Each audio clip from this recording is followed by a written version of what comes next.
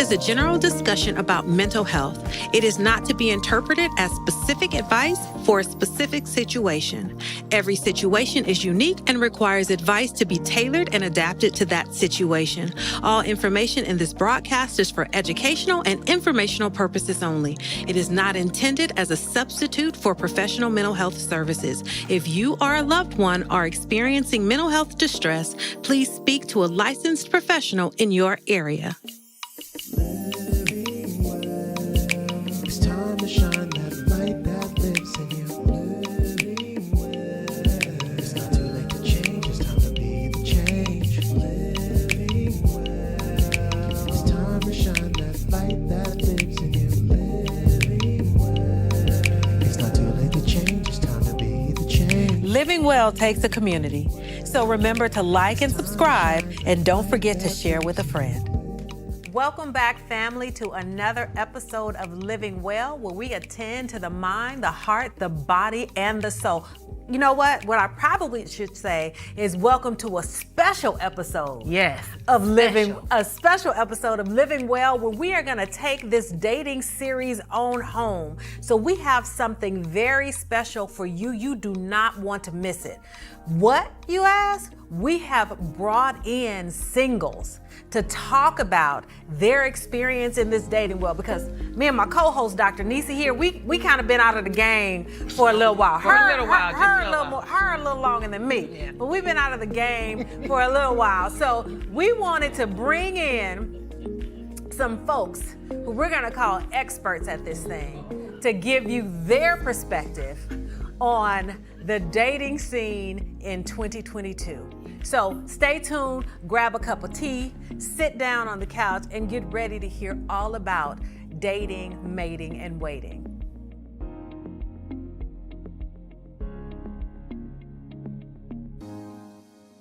And here we are, we're ready to have this conversation. I have 6 wonderful guests joining me, and let's find out who they are. Well, we have 3 beautiful women.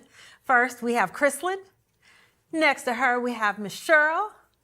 And our anchor woman right here is Shelly. Thank you, women, for joining us. And we cannot forget about the fellas. So first, in position number 1, we have Mr. DeForest. Next to him, we have Mr. Christian. And our anchor on this side, our resident blogger, you all know him. He's been with us several times, Mr. J. Patrick Wise. Yeah. So thank you all for coming and joining us. Thank you for opening up your lives, sharing it with the world. Yeah.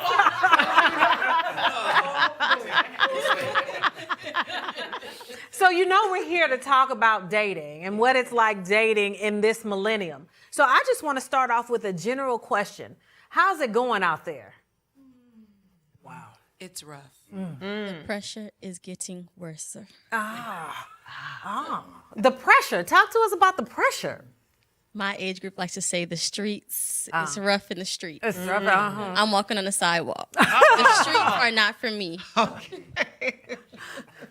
What about guys? How's it going out there? What's going on?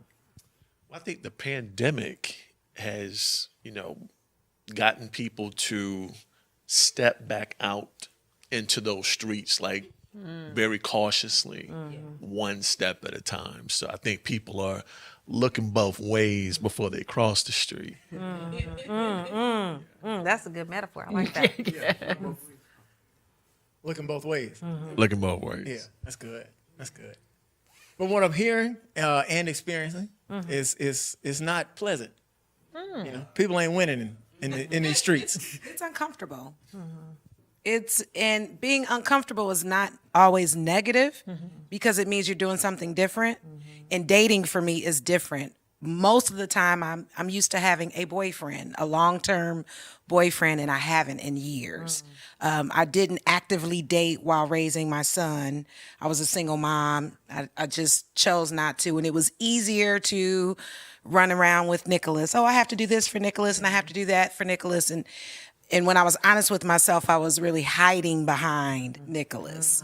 It was easier to just say, oh, I got to take him to football practice and I have to do this and I have to do that because it was just easier. And then it was like, but I want to be with somebody. That companion. Yeah. And That insight. I love it. I love, which actually kind of brings up another question. I mean, you kind of kicked it off, right? She going into the deep end. I'm coming in with you. So it's rough in them streets. I would love to hear the reasons that you are single. Yeah. I'm at a point in my life, to be very honest, where I'm really kind of content with being single because I was in a relationship and I got hurt. Oh, yeah. So I'm like, okay, I'm in school, I'm managing myself. But in the scheme of things, I kind of have to ask myself, am I hiding behind that? Like Shelley said. But because I've been hurt and I had thought that I had Mr. Right, who turned out to be Mr. Wrong, I've just kind of backed up and said, all right, well, if the Lord says so, but Yeah. But I think there's some truth in that. I think that when we are hurt, I've been hurt Yeah. several times in relationships, and I've hurt the gentleman that I've been with too. I'm not perfect, but and there are times.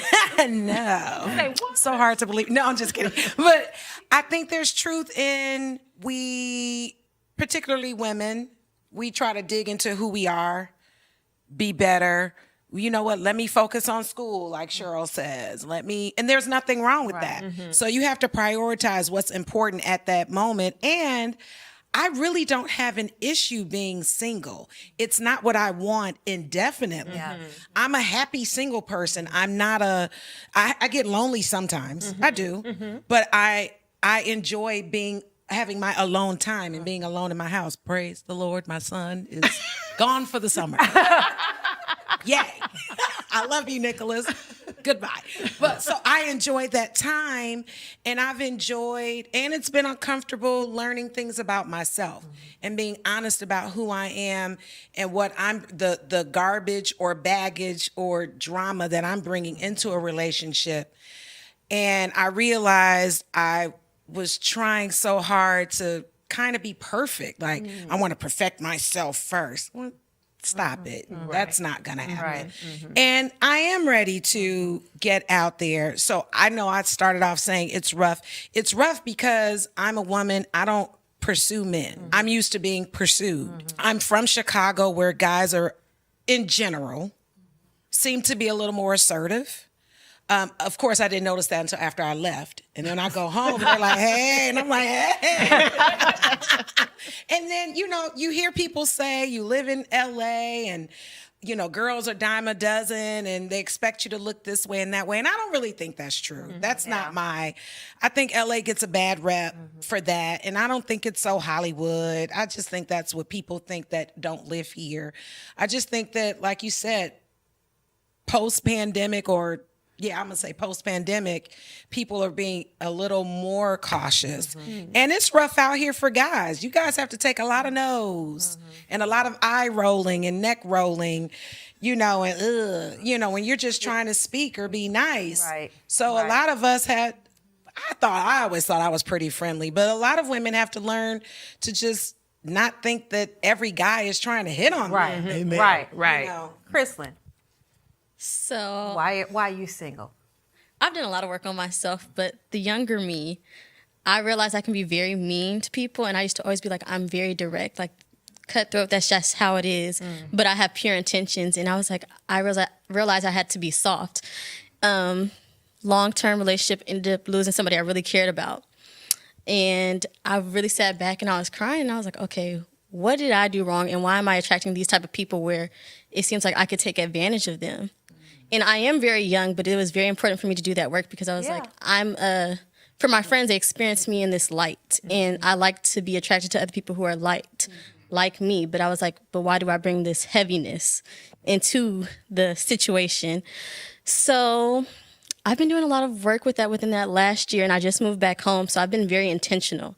So I feel like that's another reason why I'm like, the streets are really crazy. Like, I don't have a problem getting the attention, but it's a specific attention that I want to be very intentional of who I let in my space. because I've done this. Deep. That's what I was just thinking. I'm like, y'all should be sitting up here. That's what I was just thinking. I was like, these ladies really went in. Y'all done thought about this thing. Before even hearing from the guys really quick, I so appreciate, especially what you said, Shelley, about recognizing that, yes, I've been hurt, but you've also done some hurting. Yes. And just to hear you all talk about, okay, it's it's with me, and I'm hearing some reflection going on that has taken place with all of you guys. So deep. But okay, we're gonna go to the other side of the street over here. Right, we're going to the other side of the street. Look both ways.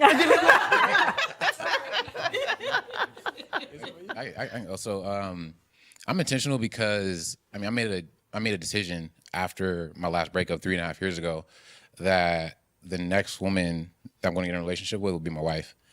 And so like in that comes like more of the process in terms of me like becoming the man that I'm called to be for her, but also too like realizing that my role in the failed relationship I was in, like I wasn't the man that I was supposed to be to lead her, more to Christ and like even myself. And so like for me, like that's the reason why, because I really take it serious. Like that's the woman that my legacy is gonna come through.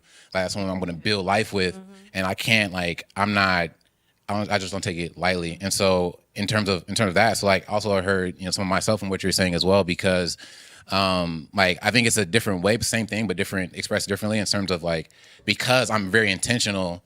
And I do decide to pursue a woman or even like just take the step in terms of like inquiring and I get that like a cold shoulder or something like that. I'm like, oh yeah, man, like like it hurts that much more because it's like I don't do that for every woman that I just think's attractive. So like any woman that I do pursue has more meaning than if it wasn't like that.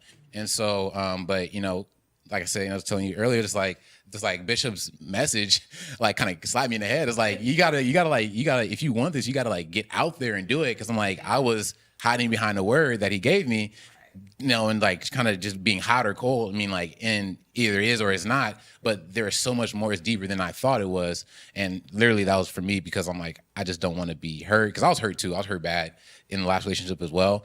But like I just I want to be sure, trying to find a sure thing. I don't want to explore this and open myself up to that part of the process. But I'm in it now, and been on a few dates, but that's kind of is what it is. Okay. All right, Crystal. I think that's good.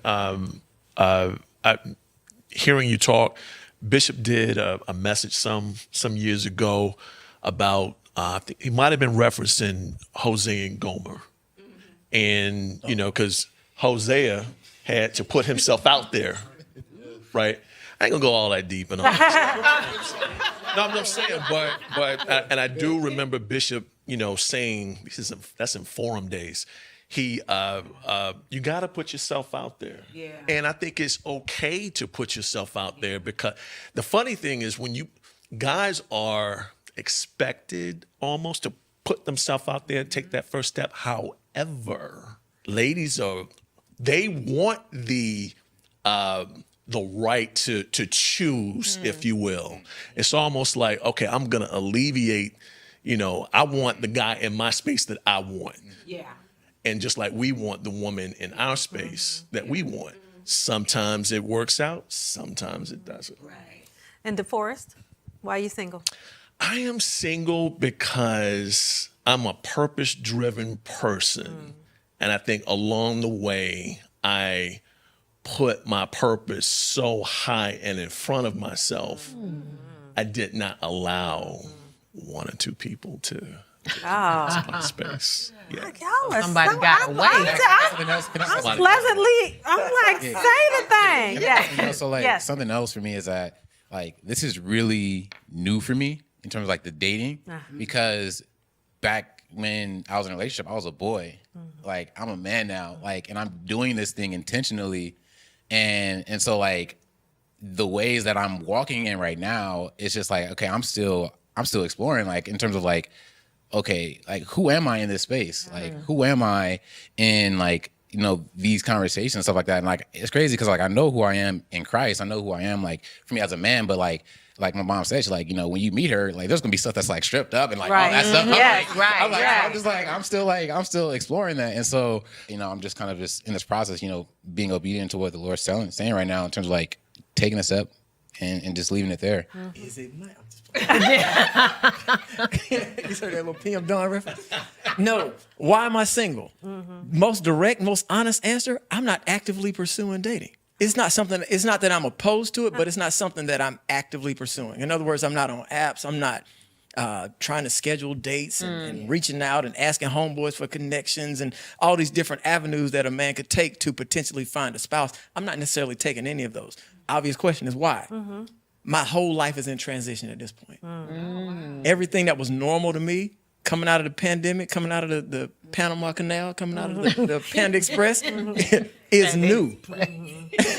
Is new. And the time that it takes to your point, to do relationship well, to date well, to do it with integrity, to do it as a man of God would want to do it, requires an amount of effort and intentionality that at this point in my life, in this transition, I'm not able to dedicate. The woman that you want is worthy of the time and the effort and the energy and the resources that you can provide in a dating / romantic context. And if I know on the front side that I can't allocate that or dedicate that to you, I shouldn't even get involved with you. So y'all saying that's good. I'm gonna push back. Okay. I'm gonna push back. I'm looking at you with. I'm gonna push back because yeah, exactly. And I also think that's I mean the intent and the forethought, I think, is amazing. Right. And I mean, even, you know, recognizing your limitations and where you are in that space, I think that all of that is wonderful. So I don't have anything. My whole pushback, I like giving like, what about this side, right? Yeah. So my what about this is, what if? Hello. What if the one is supposed to be there to shore you up during this time, to help the transition, to walk with you and be your prayer warrior during this time? Let's talk about it. Yeah. Let's talk about it. Because somebody might get blessed off of this. First question, because I love that. Number one, how do I know that? In other words, how do I identify this person if my head is down, focused on the things that are before me that require the significant amount of energy, effort, time, focus, commitment, what have you? How do I identify that person? Because I think that's something we in the church particularly over-spiritualize. I think it's a lot more practical than like the Lord said. I'm sorry if that sounds offensive. But I think it's because this is a parenthetical. If the Lord said this is your woman or your wife or your husband, does that then make him responsible if it does or doesn't work? Right. I'm like, we going down. Right. You know, right. If like the Lord said you was my wife. Right. Now, if it don't work, who's wrong? You see what I'm saying? Right. But we ain't got to go down that road. I just those kind of thoughts that I have, and it's not even a pushback. But you're exactly right. And my response is I'm open to that. I'm open to that. But at this point, it would have to hit me upside the head. Yeah. But I'm open to getting hit upside the head. And that's what I was getting ready to say. Just be, if you're open, recognize when you get hit upside the head. Don't think, oh, I bumped into a lamp. Like, you be like, who threw the rock? Who threw? You need to be like, That's not what I was going to say. You know what it is. And I was like, that sounds so good and well manicured and thought out. But I'm just that dreamer, and I just feel like somebody's going to go, boop, here I am, while you're going, oh, excuse me. Oh, hey, hello. and because she could say, I don't need that from you right now. Right. I got you. Right. And when it opens up and you move to that transition, then you like, and now I'm here and I got you. May I just comment? Yeah. In I guess from a place of wanting to be prepared or from a place of feeling like I need to do X, Y, and Z for me to feel better about myself in terms of preparation, I think, you know, the work that you're trying to, you know, do in yourself, for yourself, sometimes is it necessary or is it okay for me to have my space, Right. for me to work on me? Is the I guess what I'm trying to say is, do women give the same type of consideration for a guy to do his work the same in which you want us to give you your space Yes. to do yours? Now I do. I didn't before, because I was like, it's all about me, and why aren't you here for me, and why aren't you doing this for me, and blah blah blah blah, for me. I had to grow up. So I wasn't always here, but yes, because I need space. And I wasn't even honest with myself to know that I needed space. I thought I wanted to be underneath this man, and I'm like, no. I'm very affectionate and loving. I love all of that. I'm kissy, mwah, mwah, mwah, and I'm also, give me my space respectfully. And I'll give you yours, because we're always growing. I feel like my partner should help me get better. And when I say that, I don't want that to be taken out of context, because people take your words and, oh God. I think you can make each other better. I think we feed off of each other. We feed off of each other's energy, our spirit. I can encourage you to do something. You could teach me to do something. It's all good. It's not 50-50. It's balance. Sometimes it's unbalanced, because we're human. I might grow in an area and you're still there. I love you. Are you worth it enough for me to help you grow? Or maybe I think I've grown and I haven't. So yeah, I to answer your question, yes. And I just want to jump in here and say something from the perspective of a psychologist, and I do a lot of work with couples and attachment and relationships. I think to some degree, somehow in this culture, people have gotten, I don't want to say comfortable, but on the self-improvement bandwagon. Yes. And so, folks will say, I need to work on me. I need to do with me, and I need to get myself better for years and years. Right. For years. Exactly. For years and years and years. And I think there has to be balance, because you do have to learn yourself and begin to know yourself. But the misnomer or the fallacy, or what a lot of people don't understand, is if you're getting to know yourself better, and part of the reason is in preparation for a relationship, you can only go so far. Exactly. Because similar to what your mother said, a relationship is going to bring out, stir up, and trigger stuff that you sitting at home journaling and doing your self-help books are never going to come out. Right. It's not going to come out until you get in that relationship. And their feelings attached, their dreams become attached, fears are then ignited, abandonment, hurt, past those things. And so many people, I've worked with so many people who've spent years on that, let me get myself together and I'm ready to date. And they're 2 months into dating and they coming into my office. Yep. Because they are running. They're not able to be vulnerable. They don't know if I can't trust, like all of the, which now you spent 5-6 years focusing on you. And that's not to say that we don't have to be self-reflective, that we shouldn't understand how our past is influencing our future. We need to understand all of those. But when you shut yourself off from relationship, then you don't really grow in a relational area in the same way you do in a self-understanding. And so there has to, using that word balance, there has to be balance. There has to be balance to me working on myself and me working on myself in relation to others. Right. I agree with that.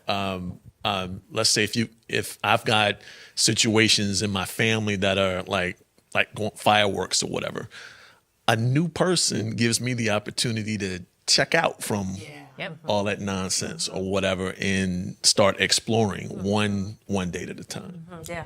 Because what you're describing is the relational self. Right. We are all individuals, but how we show up in relationships with other people will begin to look very different, because other people, when we're in relationship, that person is kind of like a reflection of a mirror to us. And so who I am sitting on the couch every Friday night might look a little different than when I'm in a relationship. So the relational self is really important. And that relational self could be a different person in the context of a relationship with your friends Yes. than it Yes. is in the context of a That's romantic true. relationship. Yes, yes, you're right. So the relational self that we're talking about is those who you are in an intimate relationship with, where you are allowing yourself to be vulnerable, and in a relationship where someone like Dr. Erica just said, someone who are causing certain emotions and memories, to be ignited, or certain triggers that show up, and that's the kind of work that you can only do in a relationship. I'll give you one prime example that I see kind of quite often. It almost goes back to what you mentioned earlier, DeForest. I see a lot of women, which is actually why I wrote my book. Not trying to plug my book, but this really is why I wrote my book. Dating with purpose. Dating with purpose, right? Not to plug it. But I see a lot of women, and especially African American women, who are like, I'm not going to date until I finish school, until I finish graduate school. I want to make sure my career is right. I want to get all these things in place, and then I'll open up. Which there's nothing wrong with striving for achievement. There's nothing wrong with saying, I'm going to do all of these things. Where the challenge comes in is, let's say you're doing this and you're saying, okay, I want to be finished with these things by the time I'm 30. Nothing wrong with that. But what happens is, because you haven't dated during your 20s, you have all of those things, and you're 30 dating like you're 22. Right. You have no experience. You haven't tried out different things. You don't even know what you want and what you like. It's like you're 22 because all of that time has passed with you achieving all of these things. And then you're sitting in a therapy office at 35, like, all of my relationship, and it's like, because you're having the problems that you're supposed to have at 20. Yeah. You're having, because that relational self hasn't developed. That's great, you're an attorney. I'm all for it. But because you put the development of that part of yourself on hold, you're an attorney, but you're moving like you're 21. Yeah. So, you guys, again, going really deep. You've had these really reflective experiences. You're very clear about who you are and, why and how you're moving into relationships. I just want to shift a little bit, because as singles, again, we don't have no skin in the game. It's been a while. But as singles, you've had dates. Yeah. Okay. So everyone has had a date or two. And let's say recently. So let's shift a little bit and talk about, well, maybe not. Okay. Well, maybe if you have, speak on it. But let's talk about this term that comes up in dating, the representative. The representative. The representative. What is that looking like? The experience. You've had experience with it? Chris is going to expand it. Yes. Chris is going to take, Yes. I call it the mask. The mask. The mask. Okay, there you go. So, and I've been guilty of it too. I could put on a good performance. I'm an artist. So I play both sides sometimes. But for me, transparency, I'm 25, so I'm pretty fresh in the game. Okay. I'm giving, when I say giving, I feel like I shine in a lot of different areas of my life. So that's my pro.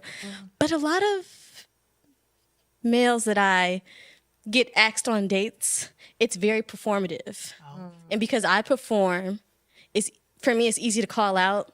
So sometimes my my toxic trait is I'll entertain it and perform with them, and then we just end up in this crazy catastrophe. So I don't recommend 0 to 10. 0 to 10. But I mean, that's just real, because the younger me, 21, 22, I used to love the thrill of just the entertainment of, if you're going to play, I'm going to play with you, but I'm going to eat for free.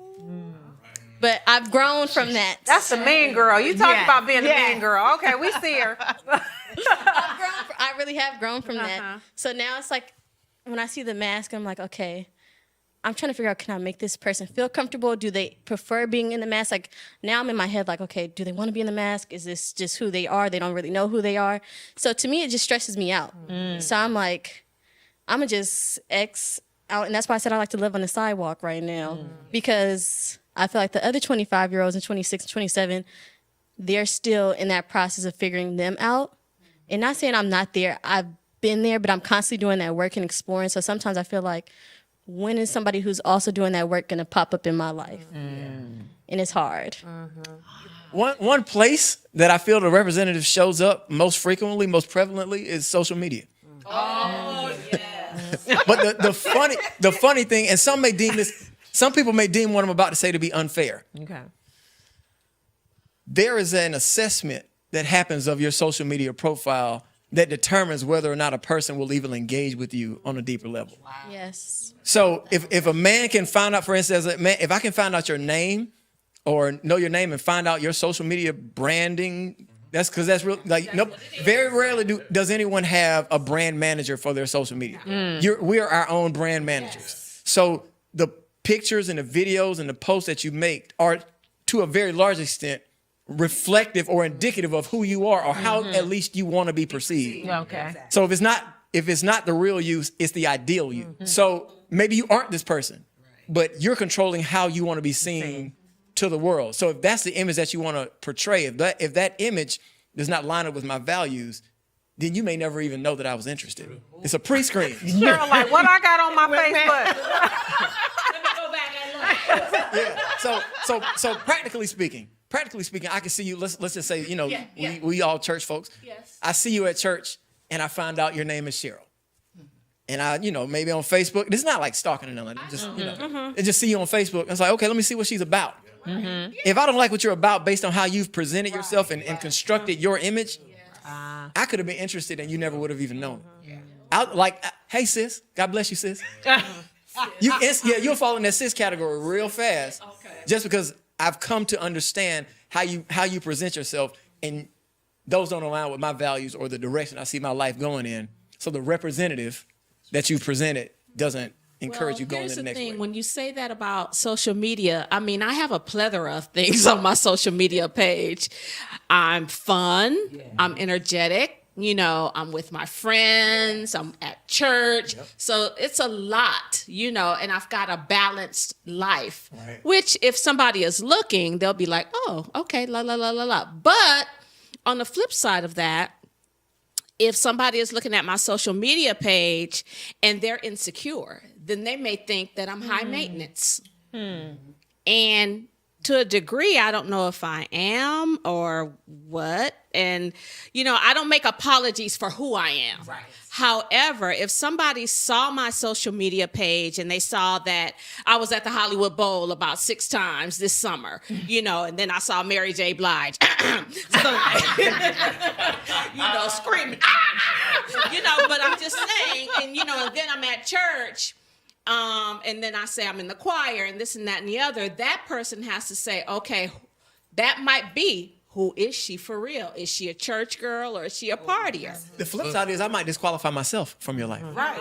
So it's like your insecurities. Or just because it's not my preference. It could be either one. True. So in other words, I may see you at the Hollywood Bowl. I may see you at the Mary J. Blige concert at the Forum. And I'm like, I can't afford none of that. Right. So again, I could be interested, but you never would have known it because the lifestyle that you present. And again, you should not do this based on what you feel someone else's perspective of you may or may not be.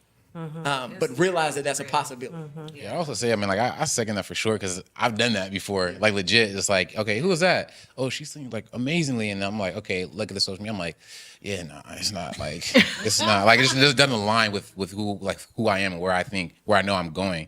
But in terms of like the representative and stuff like that, I'm just like, for me, I just like on a date, I'm just like I'm kind of more like I listen and I ask questions, and also to like the gift of discernment, but Bishop's talking about that, and like God's giving me that for sure. But like, I'm not interested in wasting time. And for me, I'm just like I said, I'm still exploring myself. I'm still like learning who I am in this dating thing. But like in terms of my values and what I stand on and the principles, I have those down. And if those don't align, and if what you're saying doesn't align with what I am seeing, then I don't have any urge to continue the dating like any further.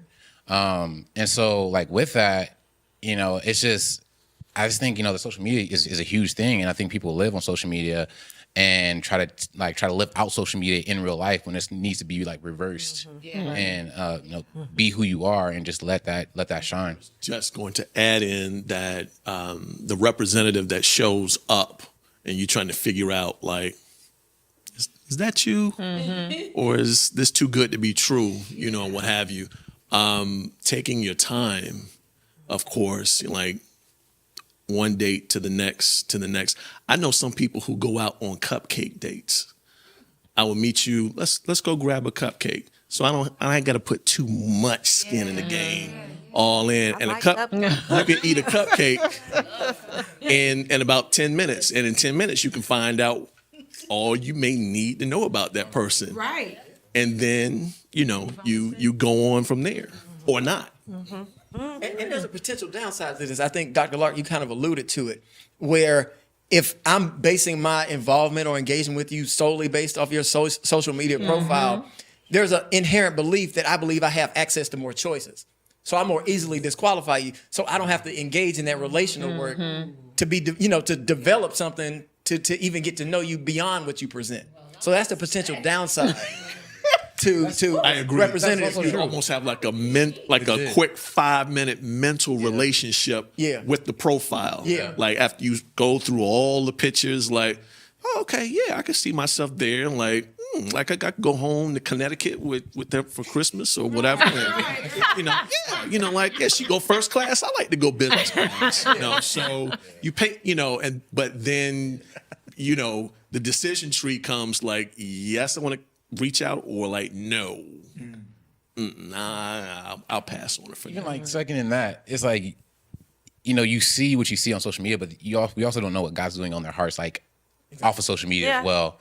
And they could be in a process of like, okay, God's working on them, and they are, 2, 3, 4, whoever, like how much long time it's like to understanding, okay, like, trying to be like rebranding themselves in a way. And so it's like, for me, I think I do have to be more patient in that way, because I'm like, it is or it's not, and like that's what it is. But like, so We're gonna have a little gray in there. Right. We got some gray, right? I guess it's more great. Yeah. And just like to really be a part of a process, So I'm excited. I'm so excited. We done lost track of time now. This is good. Are y'all learning some stuff? Because I'm learning some stuff. I'm like, all right. Y'all, I'm excited. I'm excited. You know what? The dating scene is Right? real. It really is. Now, we're at the end of our time right now, but I don't want to let y'all go. Okay. So I'm going to ask y'all to stick around. We're going to figure out how we're going to do a part 2 of this. So if you're watching, you don't want to miss, we are going to have a part 2, and we're going to continue to go through the weeds. We're going to continue to have these insight from these brothers and have these sisters keeping it real. I hope you're learning some stuff. I hope you got it, and I hope to see you back here next week, same time.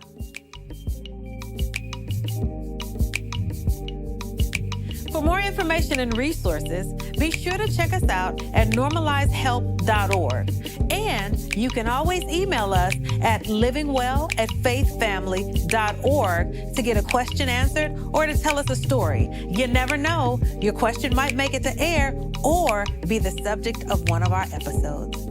See you next week.